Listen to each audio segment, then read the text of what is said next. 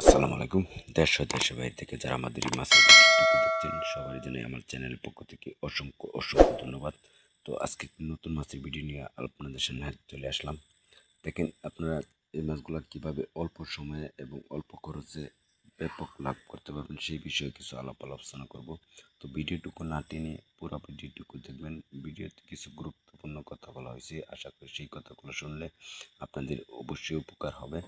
তো এই মাছগুলো কীভাবে চাষ করবেন এবং এই মাছগুলো কীভাবে অল্প সময়ের ভিতরে চাষ করে আপনারা চাইলে বাজারজাত করতে পারবেন এবং লক্ষ লক্ষ টাকা কামাইতে পারবেন।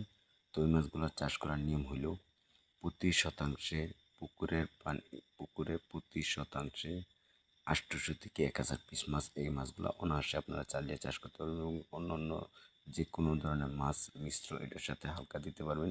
তো এই মাছগুলো যদি আপনারা প্রতি শতাংশে 800 থেকে 1000 পিস চাষ করেন তাহলে 4 থেকে 4.5 মাসে এই মাছগুলো 15 থেকে 20 কেজি বানিয়ে আপনারা চাইলে আপনারা বাজারে বিক্রি করতে পারবেন। তো 15 থেকে 20 কেজি বানিয়ে যদি আপনারা বাজারে এই মাছগুলো বিক্রি করেন, আশা করি এই মাছগুলো 500 থেকে 600 টাকা কেজি আপনারা বাজারে বিক্রি করতে পারবেন।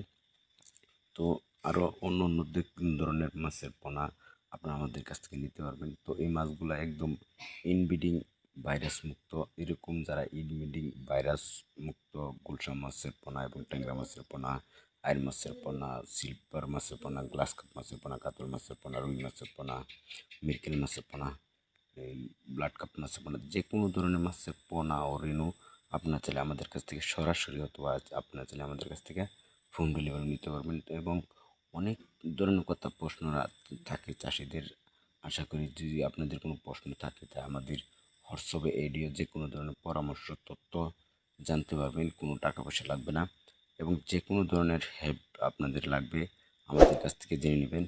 তো আজকে এই পর্যন্তই।